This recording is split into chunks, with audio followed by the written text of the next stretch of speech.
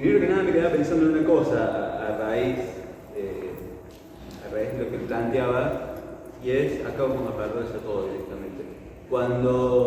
Que Cristina es tan pero tan grande que les robó el Día de la Soberanía a la derecha nacionalista. ¿Sí? Ustedes piensen que la derecha nacionalista, que el Día de la Soberanía, la primera vez que se celebra con un feriado es en 1974 durante el tercer gobierno peronista, que después, bueno, cae en desuso el feriado, pero en el medio quienes lo continuaron festejando, y antes y después, son los grupos de la derecha nacionalista autoritaria. ¿Sí? Los grupos más autoritarios, veo por ejemplo en la revista Cabildo, por ejemplo, que es una revista que se sigue publicando, se la agarra en chorrea sangre hasta el día de hoy, una revista que reivindica, diría hoy la gente joven, todas las formas de odio posibles y aún las que no se han inventado.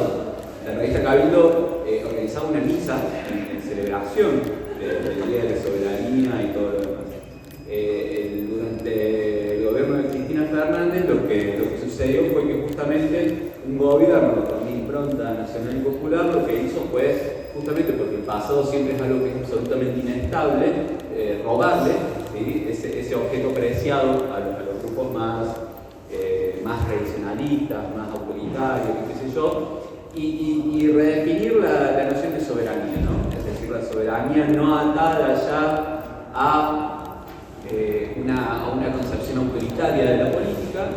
¿Sí? Digo, cuando yo crecí, cuando yo era adolescente en los años 90, y las primeras cosas que escuchaba de la política, la idea de lo nacional era siempre una idea que estaba asociada al pensamiento más autoritario y qué sé yo. Bueno, me parece que ahí hubo un logro muy grande en lo que a la gramática política se refiere, de ser capaz de reescribir un objeto, ¿sí? Que anteriormente le pertenecía, como les decía recién, a programas que eran autoritarios, programas que eran democráticos, programas que venían señalando desde la década de 1930 la necesidad de refundar la nacionalidad sobre bases autoritarias, jerárquicas, qué sé yo, y reescribirlo en otro lado, ¿sí? Reescribir la idea de soberanía incluso, ¿no? Y ahí hay una cuestión que es muy interesante, que es cómo durante el kirchnerismo la soberanía empieza a ser pensada en términos muy similares a como se ha pensado durante el peronismo histórico, es decir, la soberanía es el desarrollo nacional. ¿Sí?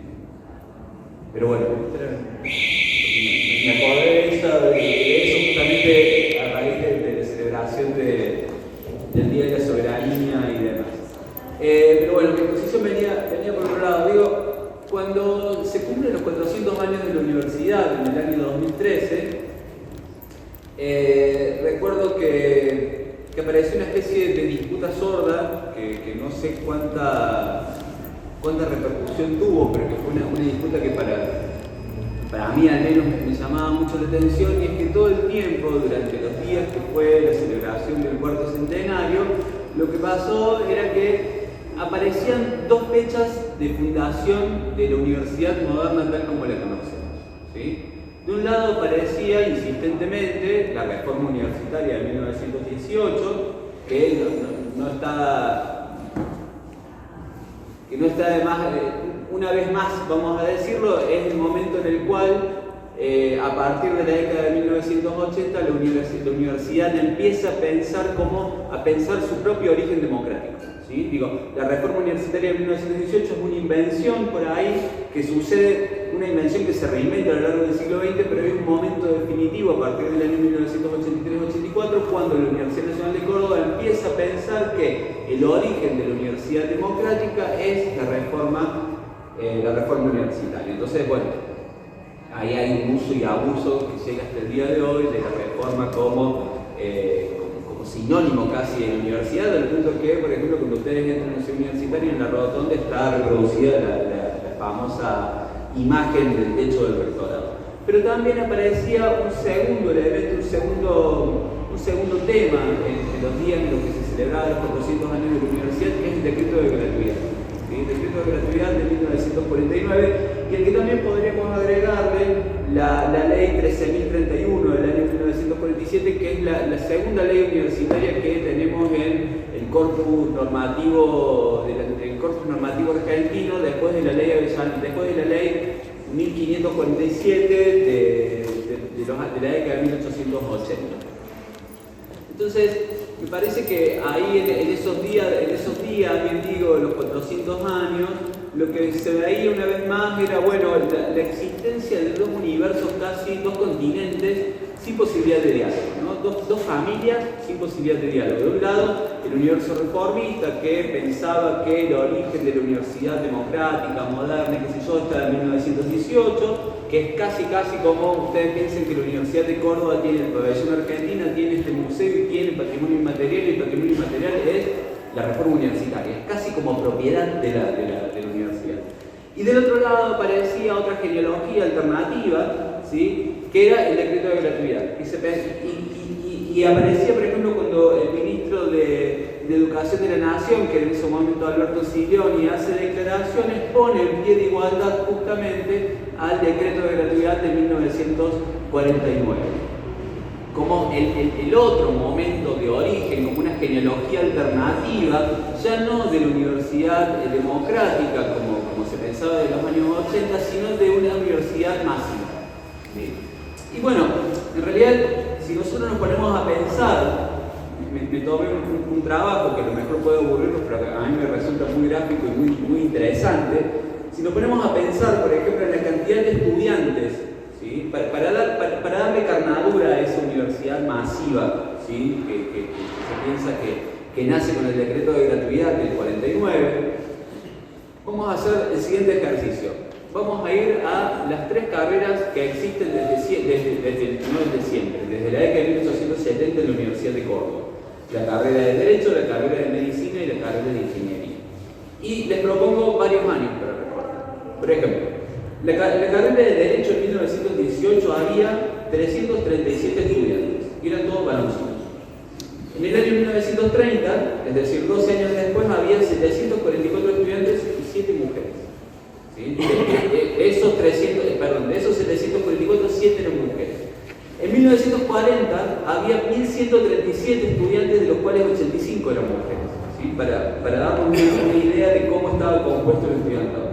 En 1949, el año del decreto, había 1.477 estudiantes, de los cuales 273 eran mujeres. En el año 1960 había 4.319 estudiantes, de los cuales 1.470 eran mujeres. Y en el año 70, ¿sí?, que la universidad de 1970 se parece a la universidad, tiene alguna idea de familia que la universidad tal como la conocemos, había 4.964 estudiantes, de los cuales 1.956 eran mujeres. Repito, en 1918 había 337, en 1970 había 4.964. Es decir, que la matrícula en la Facultad de Derecho se multiplicó 14 veces. ¿Sí? 14 veces. En la carrera de Medicina, ¿sí?, en el año 1918 había 414 estudiantes. No hay datos sobre cantidad de varones y mujeres, pero es estimativamente y por reconstrucciones laterales tiene que haber sido 1 o 2, no mucho más que eso. En 1930 había 1.221 y 141 de esos eran mujeres. En el 40, 1.491 y 55 mujeres. En el 49, que es el año del decreto, 2.111 y 166 mujeres. Me voy a saltear del 60 porque si no les voy a aburrir. Y en 1970 había 8.166 estudiantes y 2.185 eran mujeres. Es decir que entre las 414 en 18 y los 8.166 en 70, la matrícula se multiplicó 19 veces. ¿Sí? Un poco para darle carnadura a esta idea de la masividad, ¿no? Y en la carrera de Ingeniería Civil, ¿sí?, en el 18 había 187 estudiantes, que eran todos varoncitos. No voy a andar diciendo año por año, voy a ir a 1970, hay 869, de los cuales 55 eran mujeres. Tal vez el caso que menos impresiona es el de la Ingeniería Civil, ¿sí?, en el cual la matrícula se multiplicó solamente por 4. ¿Sí? Ahora bien,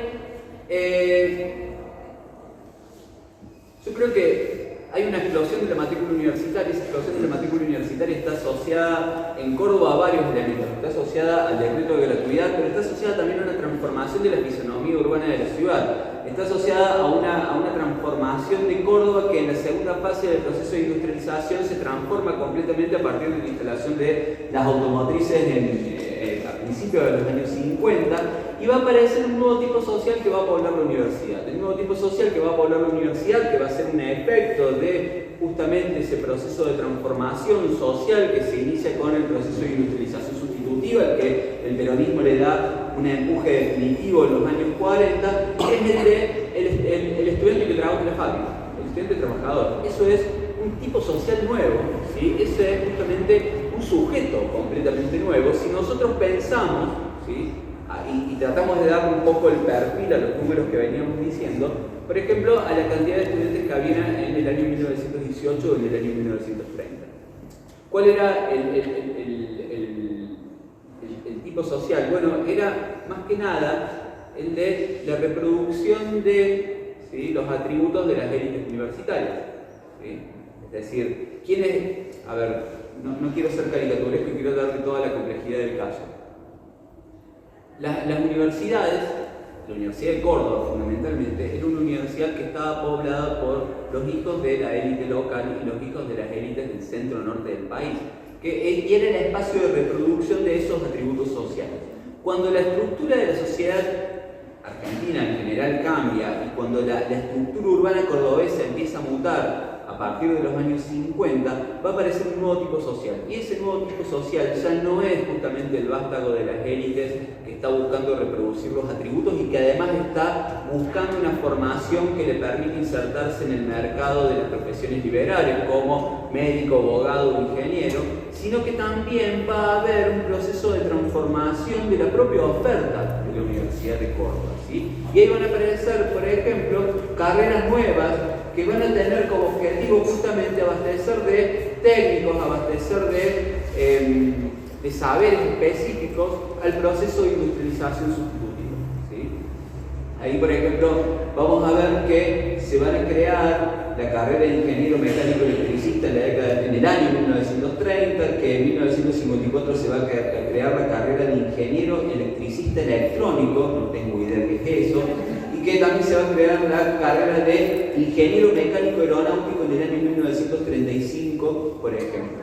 Es decir, ¿qué quiero decir con esto? Quiero decir que en realidad nosotros podemos ir balizando todo un proceso de transformación política y demás, como vinimos haciéndolo, pero que ese proceso de transformación política también va a dar como efecto un proceso de transformación interna de la universidad que se va a poblar, como decía recién, de nuevos sujetos y que al mismo tiempo va a pensar un nuevo tipo de vínculo con los procesos productivos, ¿sí? Con los procesos productivos a nivel local. Y ahí vuelvo a la idea inicial, ¿no? Los dos orígenes, ¿sí? Los dos orígenes míticos de la Universidad de Córdoba, los dos orígenes míticos de la Universidad Argentina, ¿sí? La reforma universitaria del 18 para la Universidad Democrática, etcétera, etcétera, etcétera, y del otro lado el decreto de gratuidad para pensar la universidad masiva, la universidad popular y me quedo pensando en lo siguiente.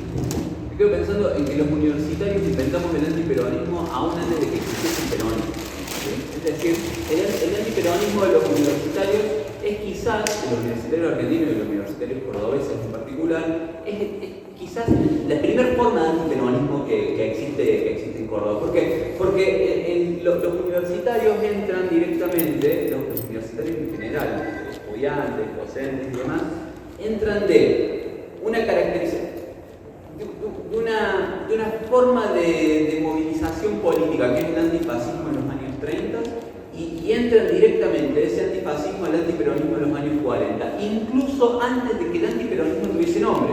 Son los primeros en resistir a las intervenciones a las intervenciones federales del 43, que tienen todas las características que Francisca hace un rato reseñaba, es decir, las intervenciones federales del golpe de Gaulle lo que van a hacer es darle todo el poder, todo el control del aparato educativo al sector del nacionalismo católico, ¿sí? Ustedes recuerden que nombran el Gaulle nombra como ministro de Instrucción Pública a Gustavo Martínez Zubiría, también conocido como Hugo Guas, que era un novelista que escribía bestsellers y que era un notorio antisemita, y que en la Universidad de Litoral, en la Universidad Nacional de Litoral, designa como interventor a Jordán Bruno Genta. Jordán Bruno Genta va a terminar limpiándolo Montoneros en el 73-74, no recuerdo bien, pero en el medio Jordán Bruno Genta va a ser un connotado teórico del nacionalismo católico. Y en el medio, en Córdoba, el rector que se va a designar va a ser Lizardo Novillo Sarabia, ¿sí? Que el hijo estaba ligado a la Liga Patriótica y a la Elección Cívica, perdón, y que su tesis doctoral tenía un título muy maravilloso, que se llamaba Punibilidad del Comunismo. Su tesis doctoral, para que no queden dudas de dónde estaba parado, en el año 17, era sobre la punibilidad del comunismo.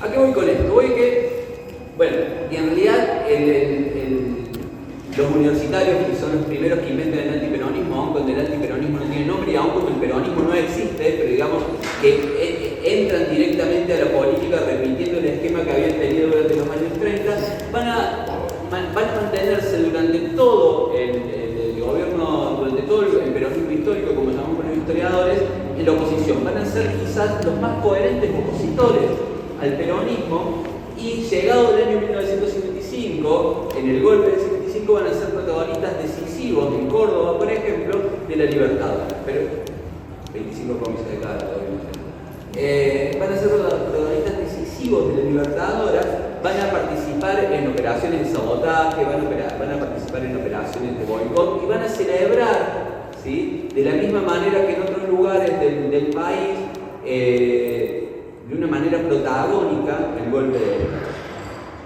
Y esto nos lleva a otro elemento que me interesaba recuperar esta tarde, que es el de cuál había sido el diálogo, cuál era el diálogo tenso o el no diálogo entre el pensamiento nacional y el reforma, ¿no? Es decir, propongo, por ejemplo, recuperar dos o tres textos, ¿sí? Pensemos cuál es la caracterización que encontramos en Jauretche y en Hernández Arregui, sobre todo en esos dos, del reformismo. ¿Sí? Jauretche tiene una categoría que lo utiliza todo el tiempo como latiguillo, que es el fubismo. ¿Sí? El fubismo para definir, ¿sí?, a estos universitarios antiperonistas que no terminan de entender al peronismo. Y ese fubismo, o esos, él contrapone, creo que es en el manual de Sonceras, contrapone al fubismo contra los muchachones. Es decir, dice, hay un modo de participación de los jóvenes que está bien, ¿sí?, que es el de los estudiantes universitarios, qué sé yo. Ahora bien, cuando son trabajadores, los que hacen los destrozos son muchachones, ¿sí? Son muchachones causando destrozos. Pero más allá de eso y más allá de esta anécdota, Jauretche dice que en realidad, ¿cuál es el gran cuestionamiento que le hace al reformismo y a los universitarios en general? Dice, el reformismo tiene un gran problema, que es que piensa que el enemigo es Estados Unidos. Si ustedes recorren toda la producción de los reformistas en la década del 10 y la década del 20, aparece como que el enemigo, la gran amenaza es el imperialismo estadounidense, ¿no? Y dice, y nunca se han dado cuenta que en realidad la verdadera amenaza es el imperialismo inglés. Jamás de los jamases terminan de percibir que el verdadero enemigo, la verdadera amenaza para la Argentina es el imperialismo inglés. Y empieza a meter otra categoría que le sirve para caracterizar a los universitarios en general, y no solamente a la cosmovisión reformista, que es la idea de la inteligencia, ¿sí? Es decir, ¿cuál es el gran problema que tienen los universitarios en la Argentina? Y el gran problema que tienen, dice, es que piensan los problemas nacionales como una cabeza que es una cabeza europea. ¿Sí? Hay un pensamiento, ¿sí?, de los problemas argentinos sobre la base de la categoría de inteligencia. Es una categoría que se desarrolla en Europa Oriental, ¿sí?, que servía para definir, por ejemplo, a los hombres de ideas afrancesados a finales del siglo XIX y a comienzos del siglo XX. Entonces, hay una crítica de este pensar con una cabeza europea y caminar un suelo argentino, ¿sí? Y además hay como un desencanto respecto del papel de los hombres de ideas en la política, ¿sí? Cuando ustedes agarran, por ejemplo, los Poetas del Odio de Jauretche, en comienzo, tiene una epígrafe que es maravilloso, que dice: temed de la dureza de los hombres temed la dureza de corazón de los hombres juntos. Entonces, después a partir de ahí va a haber una reconstrucción, ¿sí?, de una genealogía alternativa, ¿sí?, a la política argentina, que no va a tener su origen en los hombres de ideas, sino que justamente va a intentar definir una política de la cultura que no esté atravesada por las coordenadas eurocéntricas, las coordenadas europeófilas, francófonas y demás. Me olvidé dónde quería ir. Esto. Entonces digo, hay como dos orígenes, dos continentes en disputa. Dentro de esos dos continentes en disputa está justamente el que considera que las cosas comienzan en 1949 con el decreto de gratuidad. Del otro lado está el que considera que las cosas comienzan en 1918. Si nosotros agarramos a Jauretche, Hernández Arregui, por nombrar dos tipos ligados al pensamiento nacional, lo que vamos a encontrar es justamente una caracterización muy crítica de la concepción o la mirada que tienen los universitarios respecto de los problemas argentinos. Y lo que también vamos a encontrar, para tratar de bajar un poco tierra, es justamente cómo la ley universitaria del año 47, que reseñaba Francisca hace un rato, ustedes piensen que sucede una cosa muy interesante con la ley universitaria del 47, porque la ley universitaria del 47 va a decir que hay que despolitizar las universidades, pero los sectores antiperonistas que están en las universidades van a decir que hay que defender a las universidades de la politización que viene por el Estado. Es decir, hay todos se sienten parejamente amenazados por algo, y todos se sienten parejamente amenazados porque de alguna manera sienten o tienen la concepción respecto de que hay que resguardar a la universidad respecto de algo.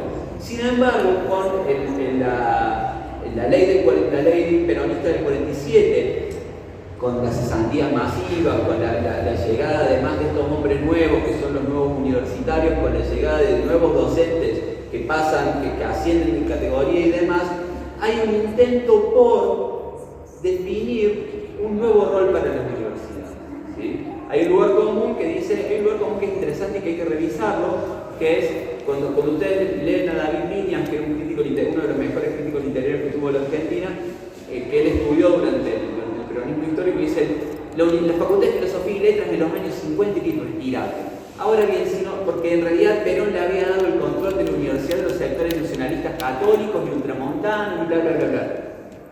Es muy cierto, a lo mejor en el caso de la Facultad de Filosofía y Humanidades, la Facultad de Filosofía y Letras de la UBA. Ahora bien, también hay que pensar que durante el peronismo histórico aparecen dos o tres novedades que van a transformar completamente, además, con esta idea que yo tenía de pensar las transformaciones desde dentro de la universidad. Con la ley universitaria del 47 aparecen las dedicaciones exclusivas, ¿sí? Es decir, aparece por primera vez la idea de que el docente universitario tiene que dedicarse a la docencia universitaria de investigación, ¿sí?